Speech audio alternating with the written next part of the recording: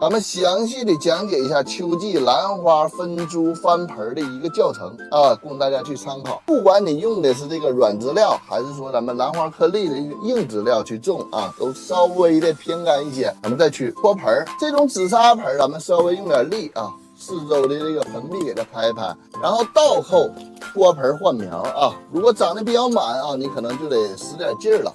整体性的一个发力，咱们这个种茶拉花土养出来的这个兰花根系是吧，还是比较 OK 的啊。咱们尽量的把中间这个土啊给它抖落干净一些。那么咱们扩展一下啊，托盆的时候你就会发现一个问题啊，它这个根系啊都是新芦头发生的。那么它这个老苗啊，这个是一个老苗是吧？老苗几乎是不怎么长根系，对吧？发现这个问题以后啊，咱们会出现一个日常遇到的一个问题，就是兰花交尖的一个问题啊。老苗交尖，其实就是因为它不怎么长根儿了啊，它维持啊，这个根系只是维持啊，吸水吸水能力下降，它会出现交尖的现象。所以说这种情况它属于正常的，咱们不用管。第二个就是咱们土壤的一个湿度啊，诱导这个芦头新发根儿。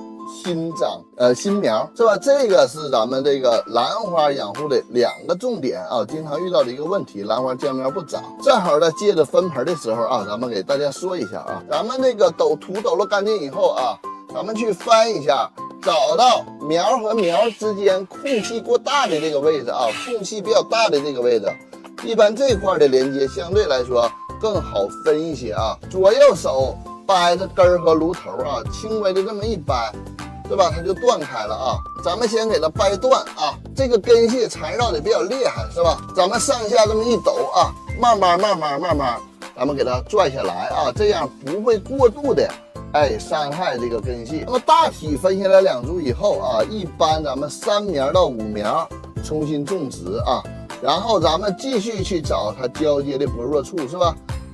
轻轻这么一蹬啊，同样的道理啊，就分出来了。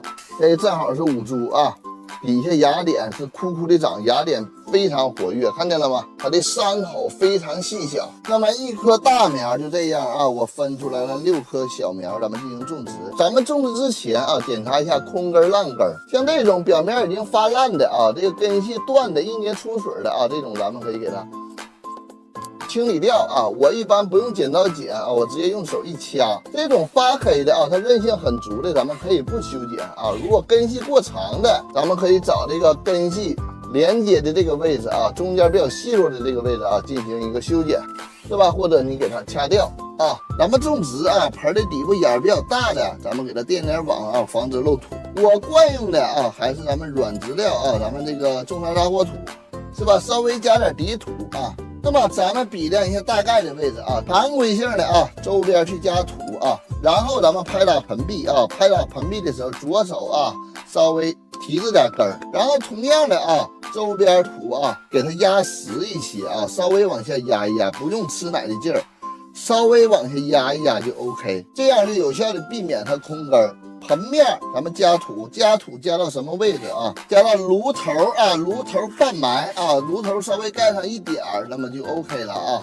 不要埋得过深，埋得过深啊，这个湿度太高了，它就会烂啊。那么这时候啊，咱们可以用一些杀菌药啊，比如说峨眉灵啊，去浇根儿啊，因为掰以后有伤口，进行一个杀菌预防。如果你杀菌的话啊，咱们有微生物有机肥的就先不用啊。如果说你像我这个苗养的比较壮啊，我认为它不能感染，是吧？天气比较凉爽，那么我就直接撒点微生物，注意它快速的一个生根。然后咱们定根水给它浇透啊，浇定根水的时候要渗一渗，浇一浇，渗一渗，浇一浇啊。如果土下沉的比较厉害啊，证明你没有填实，你再给周边稍微的往下去压一压。那么缓苗的环境啊，特别明亮的散射光的一个位置啊，有条件尽量的给它通风，是吧？这样咱们分株啊，一颗变多颗，咱们就完成了。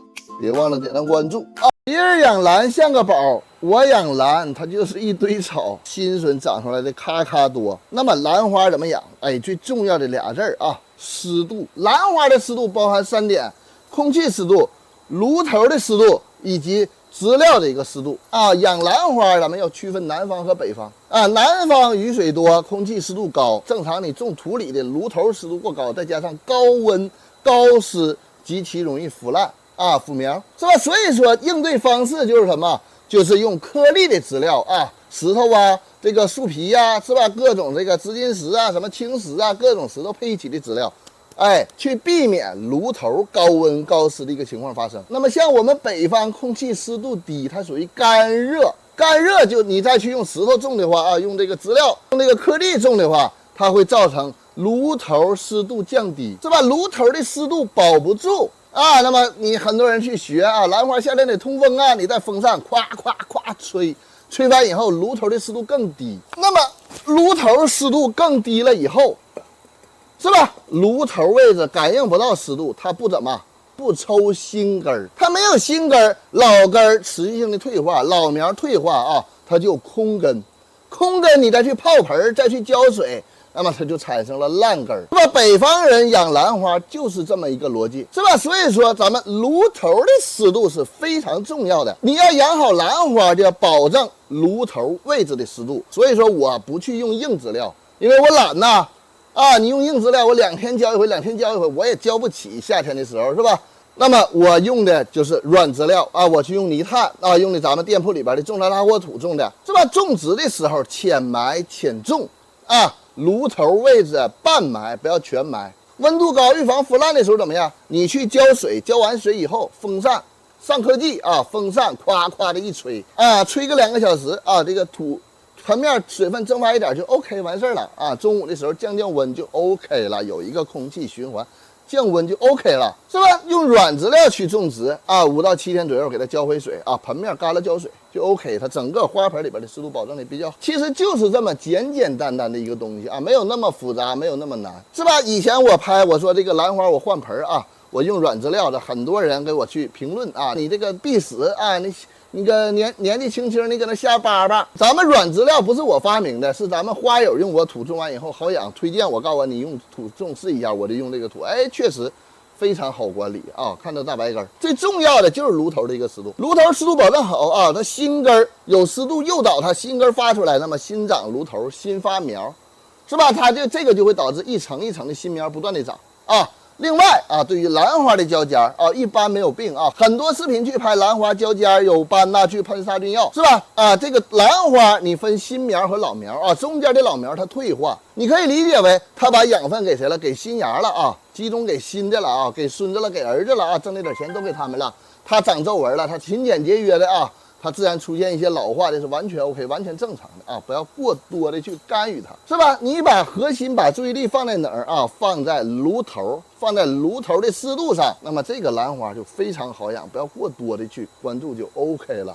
别忘了点赞关注啊！